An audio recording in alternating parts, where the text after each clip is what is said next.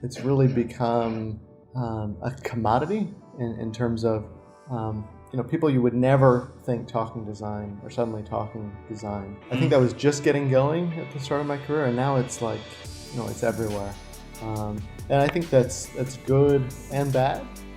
Welcome to Design Drives, your audio experience about what, how, and why design drives things forward.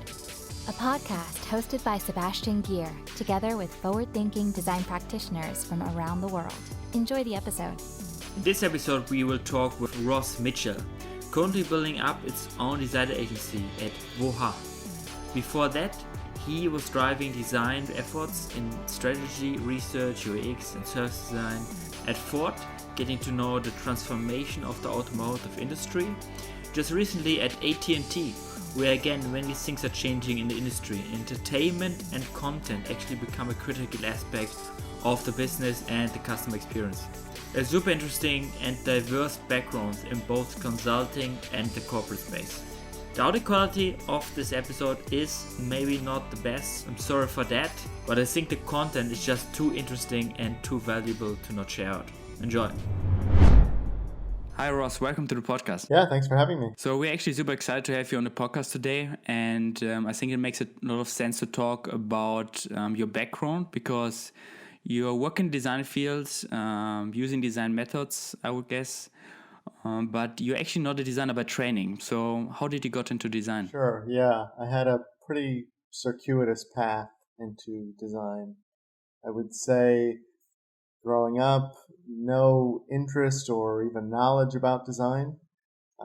Went through undergrad in San Diego. No idea what I wanted to do. Ended up going into grad school, a PhD program in anthropology at a big engineering school in New York, and was mostly looking to go into academia originally, and also just kind of, bide my time and wait until something came along that I really wanted to do. Anyways, about 2 or 3 years into the program, I started TAing in the product design and innovation sort of major within the school. And that was sort of my first bit of, exposure of sort of utilizing social science and humanities in terms of design and, what you could do with research to apply towards, creating better products, services, and all of that for people. So it was mostly working. It's an engineering school, so it was mostly working with engineers.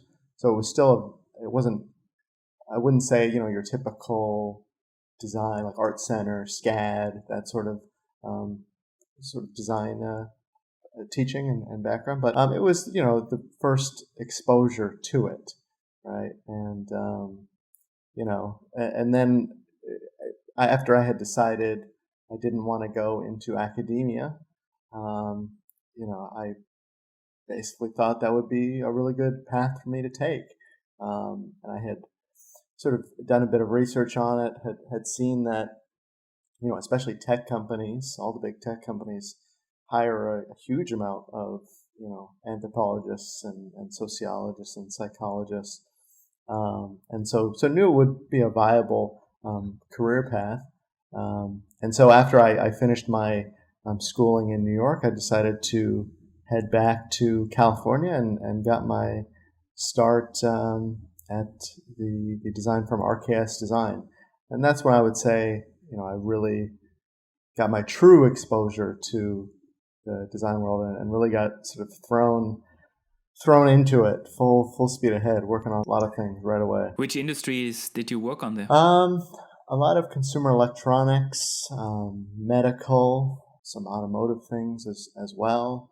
But I would say primarily consumer electronics during my time there. And then on research and innovation strategizing? Yeah, so it was sort of end to end. I mean, that's why I always tell people who are, just starting out, they sometimes come and, ask for advice. I tell them, going to a design agency is really a great way to start out because you get to work on pretty much everything, right? Depending on the firm. I mean, a larger firm, that's probably not the case, but RKS is sort of mid-size. It's like 25, 30 people.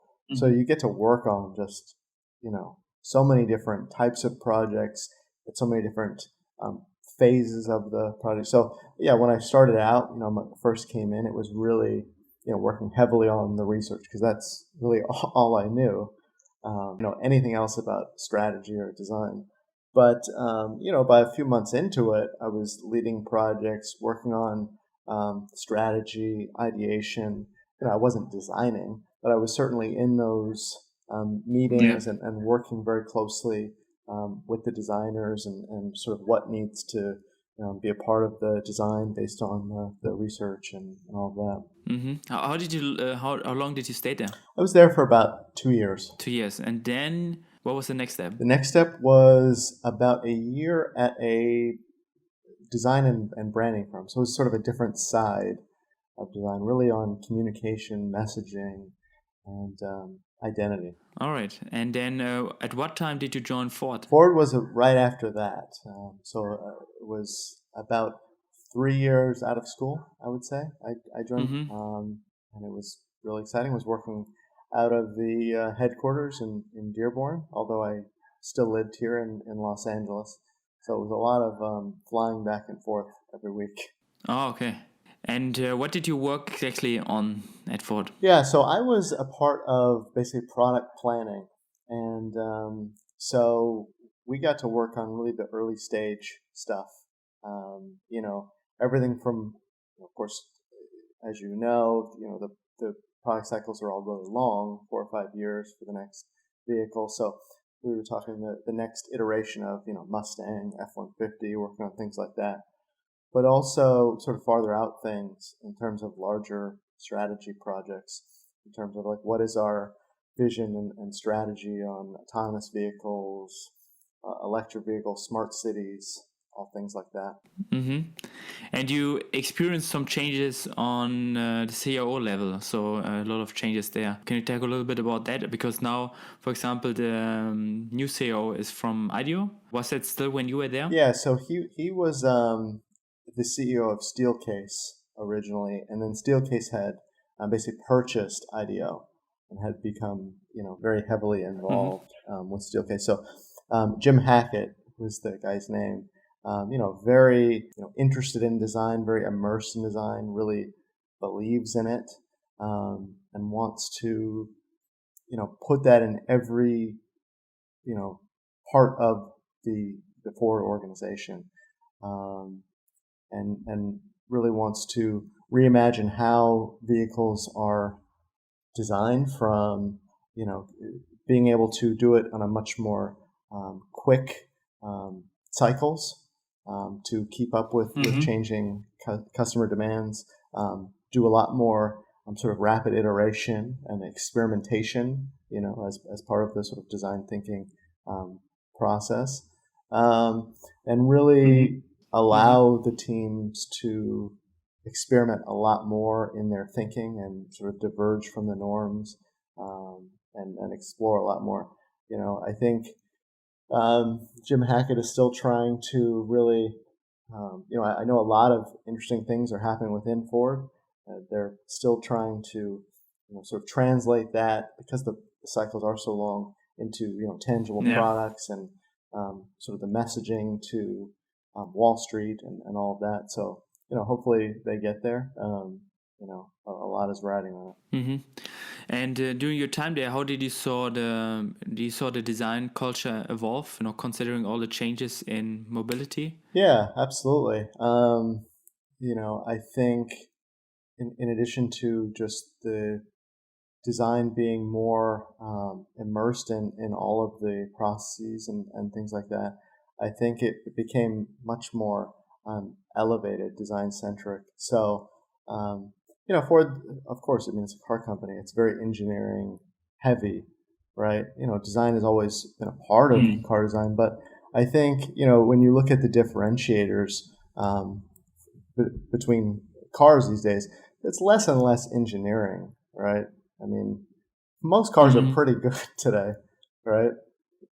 it's pretty hard to find one that's a Mm-hmm. true lemon, right? So what really differentiates it? It's the design, and so to be able to compete globally, I think it's all about elevating design throughout the whole process, and Ford is definitely trying to do that by creating um, sort of pockets of teams. Like they have this team Edison that are really responsible for their sort of electric vehicles and electric vehicle strategy, where it's this collaborative Mm-hmm. team, a lot like a design agency, kind of coming together. They bought a whole new space for them, away from the HQ. I mean, it's still in Detroit, but it's a separate office, and it's really working in sort of pods, and engineering teams, marketing folks, design folks, all coming together in a sort of cross-functional, cross-disciplinary, rapid iteration, rapid prototyping sort of manner. Yeah. What was the motivation coming from an agency and going to corporate, going to Ford? Yeah, I mean, some of it is just personal. I think I get bored pretty easily, always trying new things. I've actually never held a job longer than 2 years. So I think some of it is just me personally, always going Uh-huh. into new things. And I thought, I was still, sort of early in my career, was learning a lot of new things, and wanted a new challenge. Um, and so, I thought going to Ford when the opportunity presented itself would really allow me to do that. With RKS, I got to travel the world. I got to work with a lot of multinational companies, Samsung, LG, and gained a lot of experience really quickly. Mm-hmm. It was also a lot of stress, working 2 a.m. nights, deadlines. Um, so, although I felt I had sort of exhausted what I could get out of the agency, I wanted to, get a different perspective by going on the corporate side. Um, and so, and I also, just knew that the auto space, I had sort of limited experience working there, was just going under a lot of changes, and wanted to, potentially be a part of that. Ford is obviously a sort of an old, established company. It's been around over a century.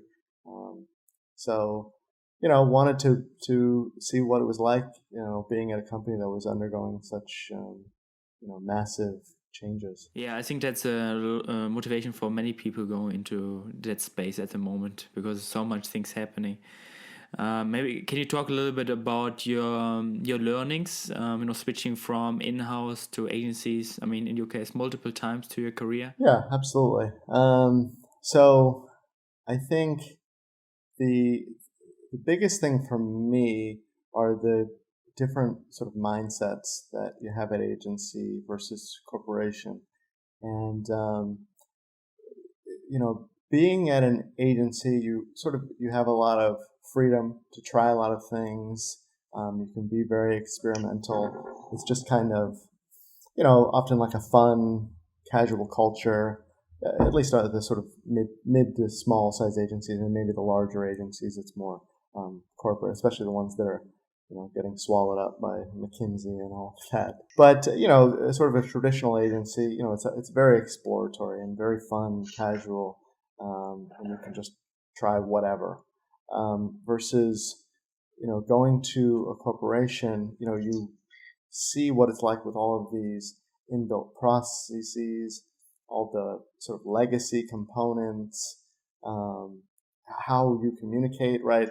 Before I worked at Ford, it was all, if I wanted to talk to somebody, I just, walked 5 feet and chatted with them. Once I got to Ford, I mean, it was all like Skype calls, WebEx. There was very little face-to-face interaction with 80, 90% of the people I chatted with. So, I think there can be a lot of miscommunication between agencies and corporations, and because they have different mindsets. So, I know I personally experienced this at agency.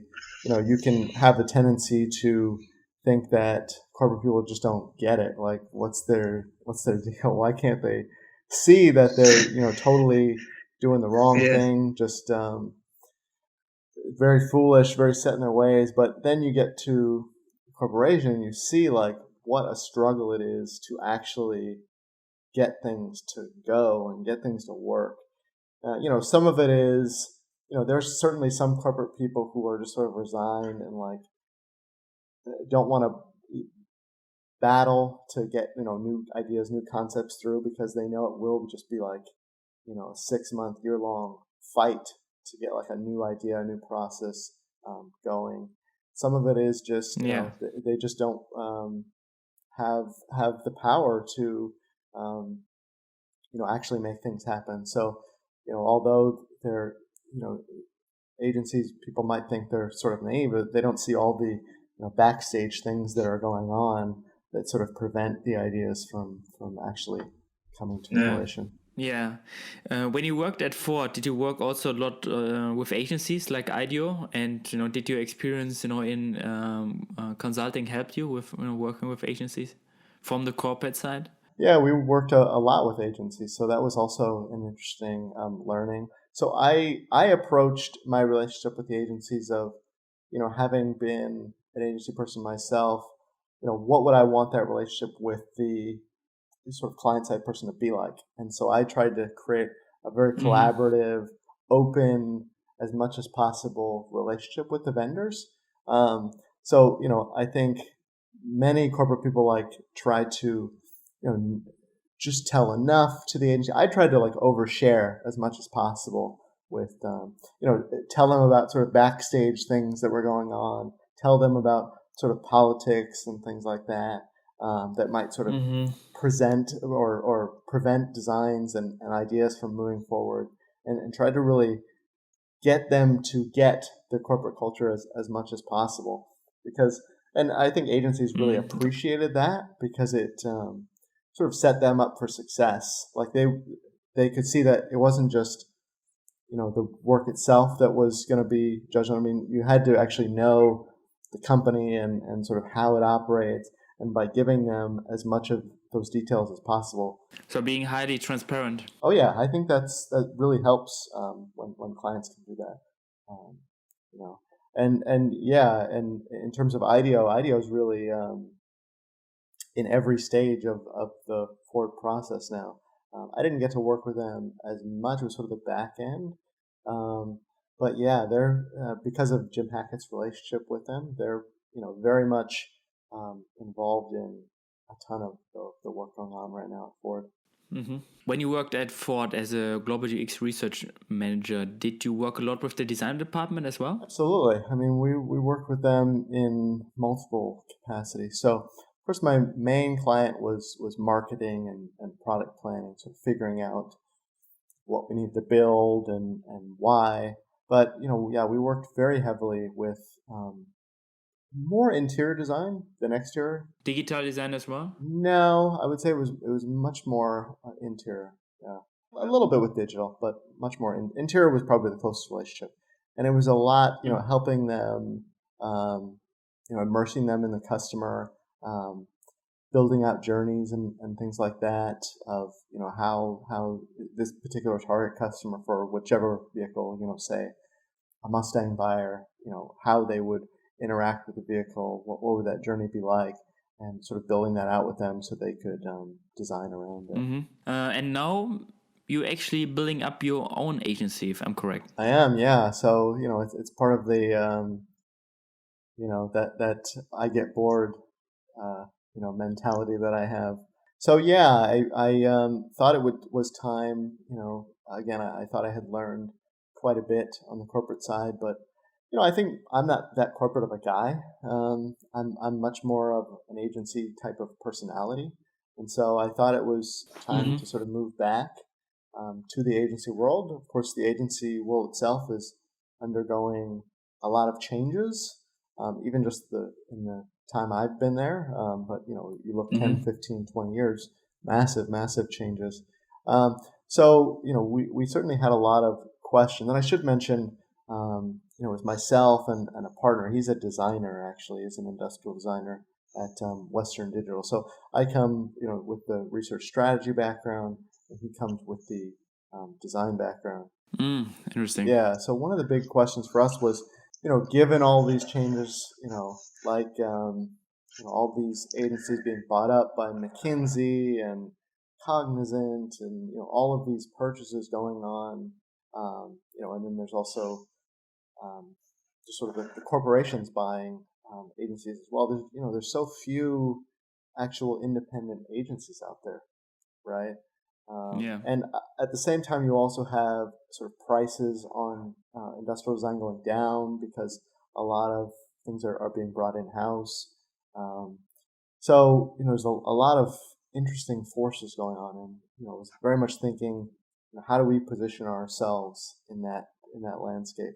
What could we say that would be unique that hasn't been said over the last 20, 30 years? I mean, you look at the term design thinking, and that's sort of been commoditized. It's everywhere, right? I mean, it's taught at business schools, of course, design schools, but you'll go into any corporation in America pretty much use the term and talk about it, probably in the wrong way, but they'll still have their own sort of version of it. So how do you uniquely position yourself within that? So we wanted to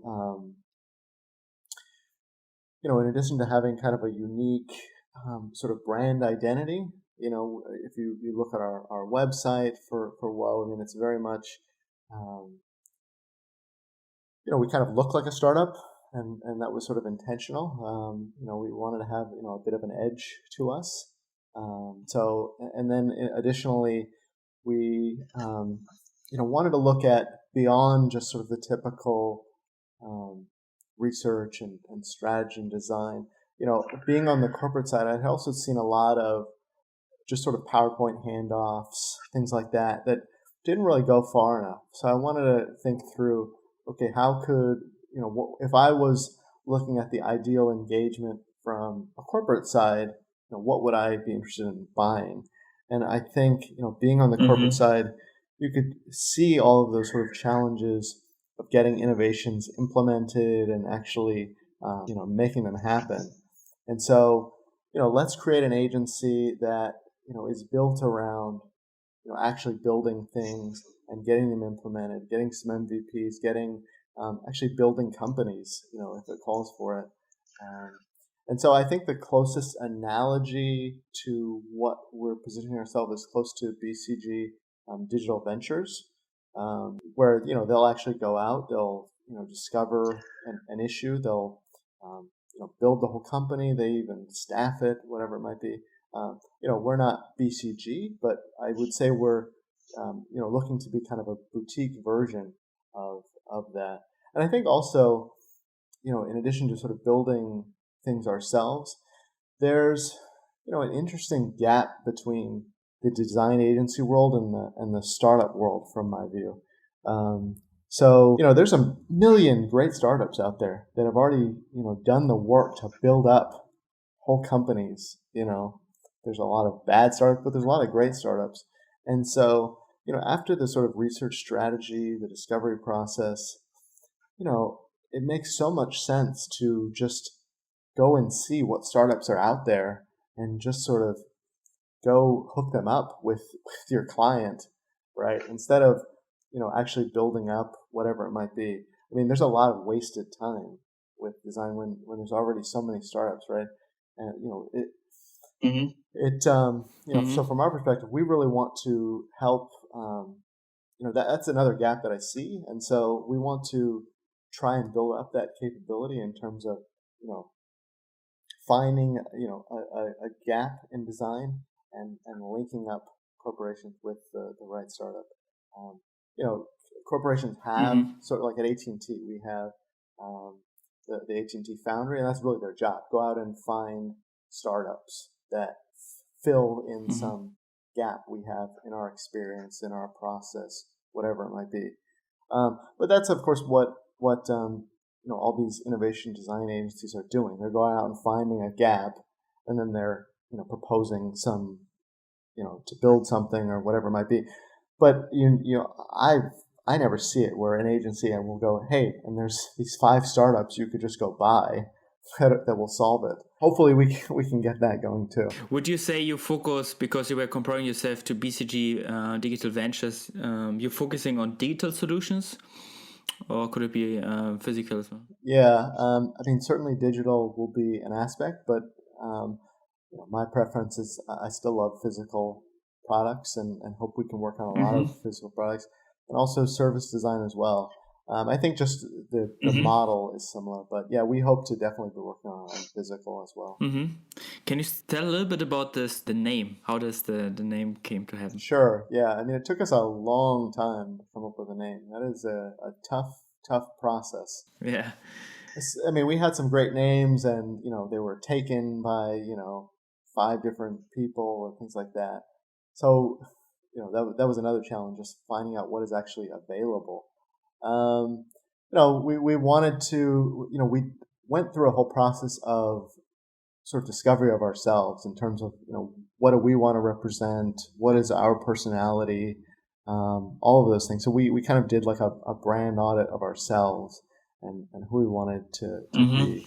And so a lot of it was, we wanted to, we're both Southern Californians. We wanted this sort of laid back, sort of attitude, but at the same time, we wanted to straddle the line of being, sort of serious corporate. We know sort of corporate problems and how to get things done for a corporation. So we wanted to, in addition to the name, just the whole brand identity, sort of straddle sort of fun, new ideas, hip thinking, and serious, MBA thinking that we can solve big corporate issues. So I mean that's a tough balance. And then the actual name Whoa, it's not, initially you might think it's like Keanu Reeves, like whoa, like surfer dude. I mean, we are Southern California, and I'm from San Diego and live in LA. But it was actually, sort of whoa, like your initial reaction to seeing something great, seeing a great idea. Maybe this isn't true in Germany, but in the US, no, it definitely is.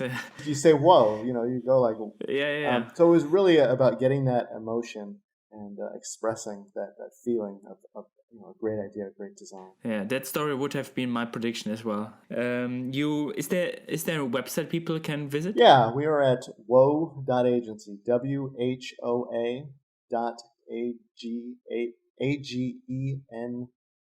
Great.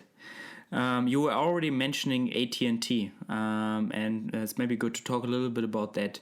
You're working there at the moment, but it's also been your job basically for the past years. So can you tell a little bit about your role there and what you're working on? Sure, yeah. I basically lead research and innovation for digital at AT&T. So, after a few years at Ford, I had basically spoken to a recruiter at AT&T. AT&T is local here in Los Angeles. So the headquarters here? Well, one of their headquarters. So they had purchased DirecTV, which is a major satellite company, and basically they took over their office in Los Angeles, and that became their Los Angeles office. And of course, they're also merging with Warner Brothers and Turner currently. So Los Angeles is sort of a big deal at AT&T because now AT&T is second or third largest entertainment company. It's rivaling Disney and all that. So anyways, yeah, I mean AT&T is just this gigantic, overwhelming place that really dwarfs Ford.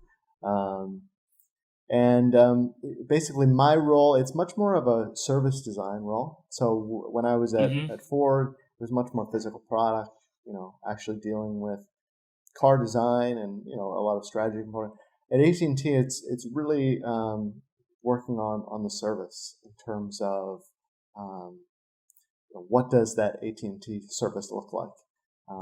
Probably don't. I don't know in Germany, but here, people hate dealing with a phone company, a cable company. It's like one of the worst experiences you can possibly do. It's just painful, so people hate it. So it's basically getting that experience up to something that people don't hate. So it's everything from becoming an AT&T customer, going on the website, going into the store, sort of initially, and setting up a phone and all those things. And then it's, once you become a customer, how do we service that relationship in terms of communication with you, in terms of support, but also new products, new offers. And so, it's really understanding what that experience is like and sort of implementing as many things as we possibly can to get it up to even a decent standard that people want to interact with AT&T. And then there's also, I would say at AT&T, there's a lot more sort of corporate pressure. I would say at Ford, it was much more, hey, let's, design something great for the customer. At AT&T, there's a lot more sort of cost drivers that we're dealing with in the role. So it's a lot of things like, hey, how do we get people to stop calling in? Because, that's a major expense, right? So it's figuring out, sort of design solutions, whatever it might be, to get people to sort of solve their own problems or solve it in a much more cheap way, right? And hopefully, do it in a way that the customer actually likes. So it's balancing both the sort of very, and the AT&T is run by accountants, right? So they always come at things from a dollars and cents perspective. So balancing that versus with sort of actually what's best for the customer and doing that as it can be a tightrope sometimes, definitely. Mm-hmm. How is your connection to the design department in your role? Yeah, so I actually report up to the head of digital design. So we work very closely in terms of, we'll go out and do research and discover some pain point or whatever it might be, and then come back and work with design to create a prototype or whatever it might be to hopefully solve that issue. And then we'll go out and maybe do a little bit of UX testing or co-creation, whatever it might be. How many people are is it the only design department within AT&T? So AT&T probably has many design departments. So there's ours, which is digital. There's sort of brand design that's really responsible for control of the brand, and every time you see an AT&T advertisement and all of that, and how the logo is used and all of that. There's also sort of the physical product design. As I'm sure there are other ones as well. AT&T is definitely the largest company I've ever interacted with. I mean, it's 3 or 4 times the size of Ford, even though Ford's global. AT&T is just North America, but still AT&T is much larger. Mm-hmm. Can you tell a little bit about the motivation, going from one industry, from Ford, which is like, a lot of change happening in the industry, to another industry where also a lot of change happening at the moment? Yeah, absolutely. So, I mean, it was a combination of things. Again, just trying new things and, experiencing as many new things as I possibly can.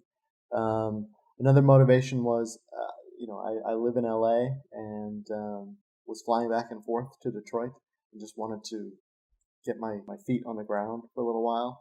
But yeah, I was definitely very interested in, being in LA. We're in the sort of entertainment capital of the world, right? Where all the people come to become actors and actresses and all of that.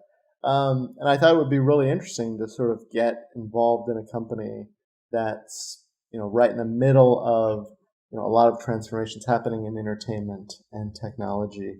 Of course, there's a million other ones from Amazon, Apple, Google. So yeah, I thought it would be a really interesting experimental time where I could, I think I am attracted to the industries that are undergoing these sorts of changes. So yeah, I mean, I thought it would be really worthwhile being in LA to add sort of entertainment to the repertoire of things I had worked on. I mean, yeah, and entertainment is definitely undergoing massive amounts of changes, and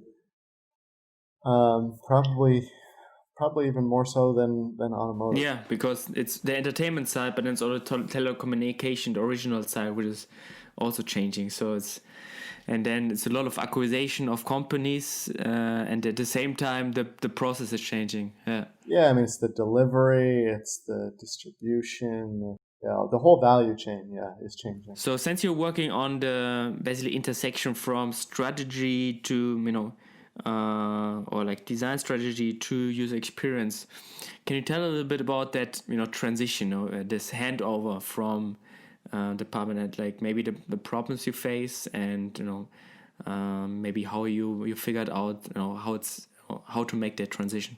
Yeah, absolutely. I mean, I guess I can start with AT&T. I think we're pretty lucky at AT&T where it's all sort of under, at least my group, under one umbrella, and we can work with the design teams. So there's really no break between the sort of research strategy and design. I think where the break happens at AT&T is much more in other things. It's much more in sort of selling the what we come up with to other teams, because the language at AT&T, like I mentioned, is really all dollars and cents, return on investment, and so if it could be like an amazing, great experience, but if there's no way to put dollars on it, then it's garbage from AT&T executives' perspective.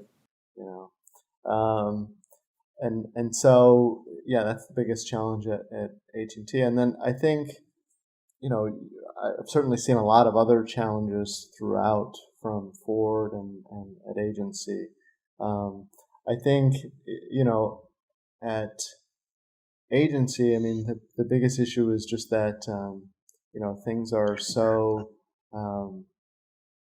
sort of contained project wise, and it takes a lot of motivation to advance things further. So I've seen a lot of projects where everybody's sort of high-fiving at the end, and it's a great outcome, but and then the corporate person will show their boss, and all is good, but then there's no real plan on how to implement anything, right? It's just sort of sits there, whether it's I've seen this a lot of times where there's no sort of process to actually get things going. So a team might have like an innovation project, a design project, but there's no way to move things along and get things to happen with other groups.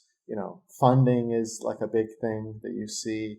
Like we've worked on innovation projects at AT&T where all of the sort of funding mechanisms are set up for sort of business as usual type of projects, and there's really no way to invest in innovation projects. So, and then I also see the tendency of sort of research and strategy getting watered down, and it's like the telephone game. I don't know if you ever played that, where you start off clear message at the beginning, and then as it moves through the organization, it sort of becomes something completely different.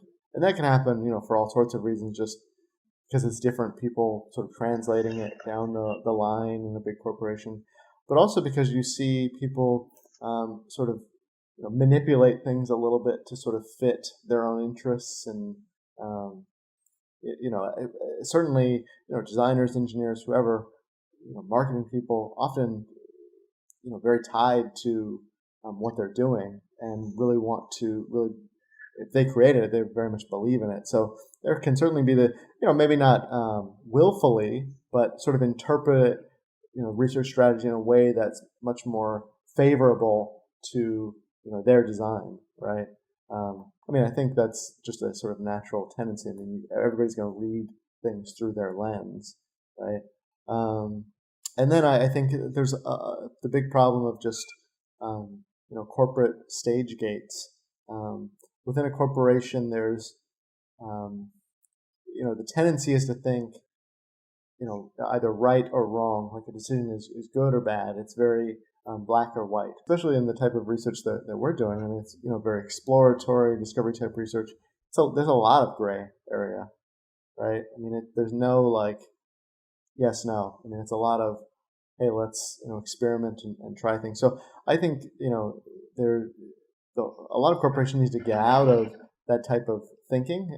It's very difficult because a lot of corporations, with sort of end of year reviews, things like that, they, you're sort of graded on, hey, did you hit your hit your mark or did you not? Right? It's pass or fail.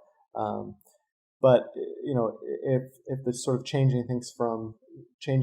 if the thinking changes from sort of right or wrong to a more statistical model where it's hey, this has a 60-70% chance of being the way to go.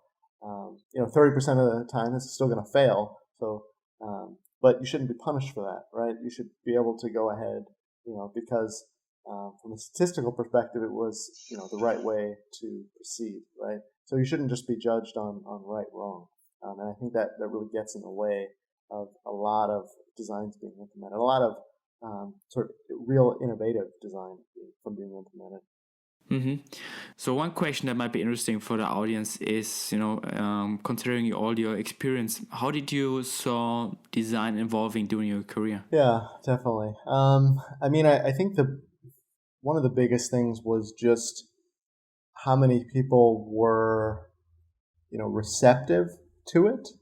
Like I mentioned a little while ago, I mean, it's really become a commodity in terms of, people you would never think talking design are suddenly talking design.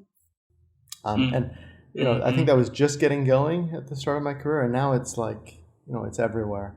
And I think that's good and bad. I mean, it's good in that there's less to, I think early on designers had to sort of prove themselves and prove their worth. I think there's probably less than that. I think a lot of people are sort of bought in, hey, design is something we should invest in. There's sort of everybody, hey, I come from an anthropology background and sort of have the same thing where everybody's sort of calls themselves an anthropologist. Now everybody says, they do some aspect of design. Everybody's a design thinker or something like that. So I mean, it can sort of cheapen, what a designer does and the design process. So, pluses and minuses there. So I mean, I think there's probably needs to be some sort of reevaluation in design and on sort of how do we take things further and get out of the sort of commoditization of design thinking. I mean, design was sort of too successful in sort of selling itself, and now everybody's bought in. The sort of specialness is gone. Interesting. And you can see that in terms of like industrial design agency, the prices that companies are willing to pay go down because there's so much in-house now, right? So I mean, it's although there's probably more work, the prices are lower. So pluses and minuses, and then you just have all the interesting things going on in the agency world. It will be, with so many being consolidated, it will really be interesting to see sort of what's next. I mean, I'm hoping that my agency is sort of at the forefront of what is next, really focused on sort of corporate incubation and sort of new venture creation. I'm hoping that's sort of the next sort of step. It'll be interesting to see how everything evolves. Mm-hmm. Will you call your design agency a design agency, or will you use the term design in the way you sell your company? Yeah, good question. I mean, I don't think we're calling ourselves a design agency. I think we're much closer to sort of a strategic innovation agency, management consultant. But of course, my partner is, he's a trained industrial designer, has worked for years in industrial design. So we certainly do design. That's sort of an aspect. But yeah, I wouldn't necessarily say we would position ourselves as a design agency. So good point. Interesting. Are there any advice you would give to your young design students or young designers, just starting out? Sure. Yeah. I mean, I think the biggest thing is, be willing to try a lot of things. I highly recommend, getting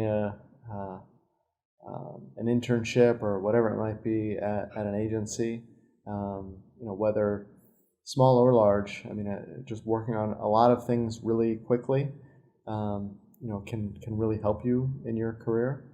I would also say, be open to trying a lot of new things. Even if you love designing, be open to sort of research and strategy work as well. Maybe coding, whatever it might be. Definitely building up your skill set is really, really important, because I think being skilled in multiple aspects is really important to advancing within the field. You can sort of, if you just want to design, you can be, a great designer, but sort of, I would say, like leading a team, leading a department, I think you really need to, these days be sort of cross functional and know some different aspects of the process. Mm-hmm. Yeah, this was great, Ross. Thank you so much for sharing the bandwidth of knowledge with us. Absolutely, thank you. Thank you so much. That was the episode. If you want to give us feedback on the podcast, have something to contribute to the next episode, or just want to get in touch, feel free to connect with us either on Facebook, Twitter, Instagram messages, or simply via the designdrives.org website. We love to hear from you.